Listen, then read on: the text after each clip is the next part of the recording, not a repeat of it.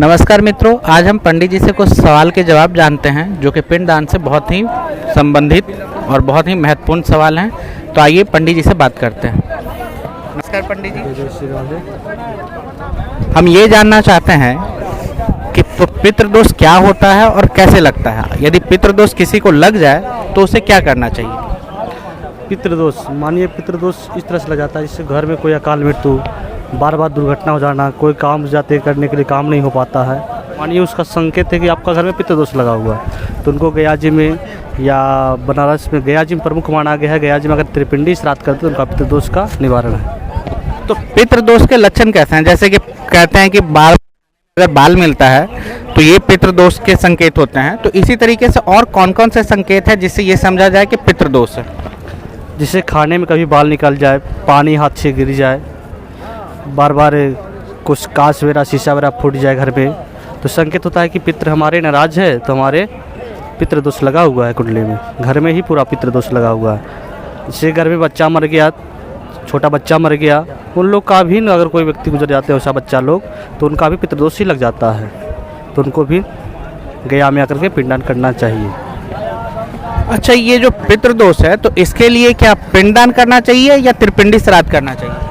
अगर देखिए बताते हैं, जो बुजुर्ग आदमी जिनके माता पिता सास ससुर कोई नहीं है, उनके लिए गया श्राद्ध करना चाहिए। और जिनके लिए पितृदोष लगा हुआ है वो त्रिपिंडी श्राद्ध कर सकते हैं। तो गया श्राद्ध करने से भी पितृदोष से मुक्ति मिल जाती है? बहुत बहुत, क्योंकि यहाँ भगवान नारायण का है। यहाँ अगर शमी का पत्ता के आकार का भी पिंडदान कर दिया जाए तो उनको भी मोक्ष मिल जाता है। अच्छा पंडित जी, ये भी जानना चाहते हैं कि पिंडदान के लिए घर से जब यहाँ आते हैं गया जी के लिए, तो घर से कुछ खाने पीने में कुछ परहेजी करना चाहिए, जैसे लहसुन प्याज ये सब खाना चाहिए, और घर से क्या सामग्री लेके आना चाहिए, इसके बारे में थोड़ा बताएं। देखिए, लहसुन प्याज तो नहीं खाना चाहिए, क्योंकि ये गया जग करने, ये श्राद्ध नहीं है, गया जग ये करने के लिए समझिए सबको नहीं मिलता है। और वो भाग बनता है तो पति पत्नी यहाँ साथ में आते हैं।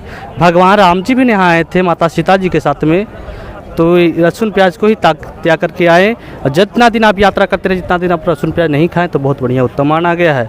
कोई अगर व्यक्ति लहसुन प्याज खा करके मंदिर प्रवेश करता है तो पाप का भागी बनता है। अच्छा पंडित जी, ये भी बताएं कि पूजा करने के लिए जब हम गया जी आते हैं तो घर से कौन कौन सी सामग्री लेके आना चाहिए, इसके बारे में जानकारी। घर से अगर कोई व्यक्ति निकलते हैं तो घर में अपने पितरों का आवाहन करना चाहिए। पहले एक नारियल, 100 ग्राम चावल, घर का मट्टी, 5 हल्दी का गांठ, 100 ग्राम चावल और 1 मीटर वाइट कपड़ा।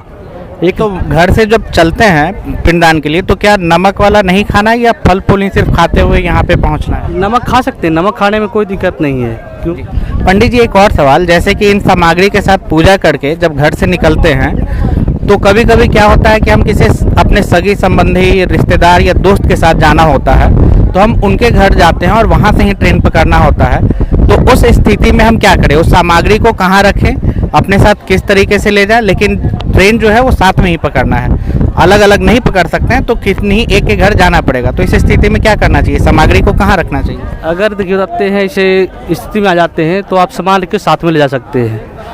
ऐसे तो नहीं जाना चाहिए। अगर आप गया के लिए निकले हैं तो गया ही सिर्फ आना चाहिए, ऐसे दूसरे व्यक्ति का घर नहीं जाना चाहिए। परंतु आप चले जाते हैं, कोई संकट के कारण चले जाते हैं, तो आप सामान को साथ में ही रखेंगे, उनको किसी को छूने नहीं देंगे, उनके अपने साथ ही रखेंगे। कुर्सी होगा वहाँ पर कपड़ा बिछा देंगे, उस पर आप रख देंगे और उनसे क्षमा भी मांग लेंगे कि हम आपके लिए थोड़ा कष्ट कर रहे हैं, दूसरे व्यक्ति का घर आ गए, इनके लिए हम थोड़ा क्षमा चाहते हैं। ये पितरों से अपना नमस्कार कर लेंगे, क्षमा मांग लेंगे।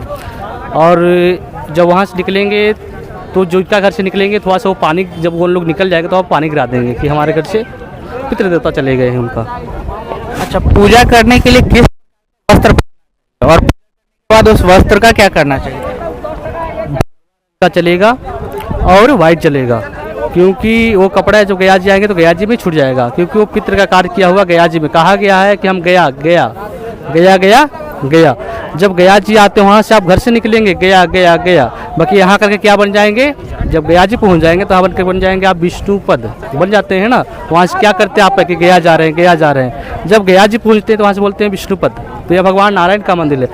तो जो आप पितृकर्मित कार्य करेंगे तो कपड़े को यहीं छोड़ देंगे। लास्ट में जब आपका पिंडदान हो जाएगा तो 6 बट में होने के बाद आप वहाँ पर बेतरनी के बाद तर्पण करने के बाद आप कपड़ा को वहीं त्याग देंगे। तो जैसे कि पुरुष तो पजामा कुर्ता धोती ये पहन सकते हैं, और स्त्री के लिए क्या किस रंग का साड़ी, वो साड़ी यहाँ मिल जाता है या अपना जहाँ से चल रहे हैं वहाँ से खरीद के चले? वो अपना गांव से भी लेके आ सकते हैं, क्योंकि वहाँ से आप वो लाल पहने, हरियर पहने, ब्लू पहने, रेड कलर जैसा आप पहन सकते हैं, कोई दिक्कत नहीं है। लेडीज़ के लिए पहने जो भी कलर को पहन लेंगे उत्तम रहेगा। कलर का जी। अच्छा पंडित जी, मान लीजिए कि कोई जो है वो अपना वस्त्र वापस ले जाना चाहते हैं, यहाँ नहीं छोड़ना चाहते हैं, तो इसके लिए भी कुछ विधि है क्या? जिससे जो व्यक्ति अगर एक कपड़ा नहीं छोड़ना चाहते तो एक रुमाल भी छोड़ देंगे तो भी मान्यता दिया जाएगा, क्योंकि यहाँ निश्चित कहा गया कि कपड़ा जरूर छोड़ना चाहिए, क्योंकि हमारे शरीर में अनेक प्रकार का दोष लग जाता है। आप चलते हैं रास्ते में चिट्टी बन गया, कुछ भी मर गया तो दोष लग गया। अब ये कपड़ा हम लोग का क्या है, शरीर में छूतक नहीं लगता है, कपड़ा में छूतक लगता है, तो हम लोग कपड़ा को दे देते हैं धोने के लिए, धोते हैं, नहाते हैं, तो ये कपड़ा में छूतक लग जाता है। तो छूतक हमारे पितृ का सारा कार्य इस कपड़ा किए, तो अपना सारा पितरों को गया क्या करने आते हैं, पितरों को यहाँ बैठाने आते, पितरों को मुख्य दिवालने आते हैं, तो हमने कपड़ा को अपने त्याग किया, शरीर में जो भी कष्ट है उसको त्याग कर दिया मैंने, फिर कपड़ा को छोड़ा जाता है। जी पंडित जी, ये भी जानना चाहते हैं जैसे कि कुछ लोग जो हैं वो त्रिपिंडी पूजा भी करना चाहते हैं, गया श्राद्ध भी करना चाहते हैं, तो इसका क्रम क्या होता है? पहले गया की पूजा होगी या पहले त्रिपिंडी होगी? पहले उनका त्रिपिंडी ही होगी, उसके बाद ही गया श्राद्ध। पहले त्रिपिंडी पूजा करेंगे। अच्छा, जैसे कि किसी के ऊपर भूत है और या उनके पितृ ही उन्हें परेशान कर रहे हैं भूत प्रेत बन करके, तो उसमें कौन सी पूजा करनी चाहिए उस स्थिति में, और वो भूत प्रेत का साया जो है वो किस तरीके से ठीक होगा गया जी में? ये त्रिपिंडी ही श्राद्ध करना चाहिए, क्योंकि त्रिपिंडी में इतना प्रकार का समझ शक्ति प्राप्त है। इसमें तांत्रिक विद्या भी वैदिक मंत्र द्वारा पूजा है। इसमें किस तरह सा पितृ बाधा है, पितृ का किसी का शरीर पर प्रेत आता है, किस तरह की कोई भी बाधा है, तो मात्र पूजा करने से उनको मोक्ष मिलाता है। वो शरीर पर आ जाते हैं, शरीर पर लेकर के वो अपना पूजा स्वीकार करके वैकुंठ चले जाते हैं। इसके बाद उनके शरीर पर कभी नहीं आते हैं, वो गया जी में भी वास कर जाते हैं। एक चीज़ और जानना चाहेंगे, जैसे कि बहुत सारे लोग जो हैं यहाँ पे पिंडदान करने आते हैं, तो ऐसी मान्यता है कि उनके पितृ जो हैं वो गया जी में ही रह जाते हैं, लेकिन कुछ लोग जो हैं वो चाहते हैं कि उनका पितृ जो है वो गया जी में न रह जाए, बल्कि वो पिंडदान भी हो जाए, उनका मोक्ष भी मिल जाए और वो उनके साथ ही रहें। तो इसके लिए क्या गया जी में ही उनके पितृ रह जाते हैं या? देखिए बताते हैं, एक पितृ होता है, एक प्रेत होता है। जो मरने के बाद 12 महीने तक वो जो मर जाते हैं, जो 12 महीने तक वो प्रेत रहते हैं, उसके बाद उसको जब सपिंडी श्राद्ध हो जाता है तो वो पितृ बन जाते हैं। और प्रेत को अगर गया का करते हैं तो गया में आप इनको नाम से उनको सभी देवता के रूप में स्थान कर दिए। अब उनके नाम से आप पिंडदान नहीं करेंगे, उनके नाम से आप भोग तुलसी पत्र चढ़ा सकते हैं। जी, जैसे कि गया जी में गया श्राद्ध कर लिए, तो उसके बाद घर में जाकर के भी कुछ पूजा करना होता है या किस तरीके से क्या करते हैं? क्योंकि बहुत सारे लोग जो हैं उनको ये बताया जाता है कि यदि आप गया श्राद्ध करने जाते हैं तो आपको सारे गांव को या बहुत सारे लोगों को खिलाना होगा, बहुत खर्च होगा, इस डर से भी कुछ लोग जो हैं वो गया श्राद्ध के लिए नहीं आते हैं। तो यहाँ से पूजा करने के बाद घर पे जाकर क्या करना चाहिए? जाएंगे सत्यनारायण के कथा करने के, और उसको हवन करके 5 गो ब्राह्मण को, 1-2 कुमारी कन्या को, और जिनको आपका इच्छा बनता है तो 5-10 को खिलाना चाहते हैं तो खिला सकते हैं, और अन्यथा आपको पूरा भक्ति है तो पूरा गाँव को खिला सकते हैं। जी, तो सत्यनारायण भगवान का कथा करके 5 ब्राह्मण को या 5 कन्या को भी खिलाएंगे तो चलेगा? कन्या को भी खिलाना है तो 12 साल के नीचे का कन्या का भोजन कराना है, अन्यथा इससे ऊपर का कन्या को नहीं। अच्छा, तो जैसे कि यहाँ पिंडदान कर लिए, तो जैसे वार्षिक श्राद्ध हम अपने घर में करते हैं, तो क्या वो वार्षिक श्राद्ध चलता रहेगा या वार्षिक श्राद्ध बंद हो जाएगा? ये वार्षिक श्राद्ध आपको बंद हो जाएगी। अब एक श्राद्ध वाली अमावस्या पकड़ लेनी है, अमावस्या के दिन ही आपको अपने पितरों को जल देना है, क्योंकि वो देवता के रूप में स्थान कर जाएंगे, तो देवता को कभी पिंड नहीं पड़ता है, चलते वार्षिक श्राद्ध बंद हो जाती है।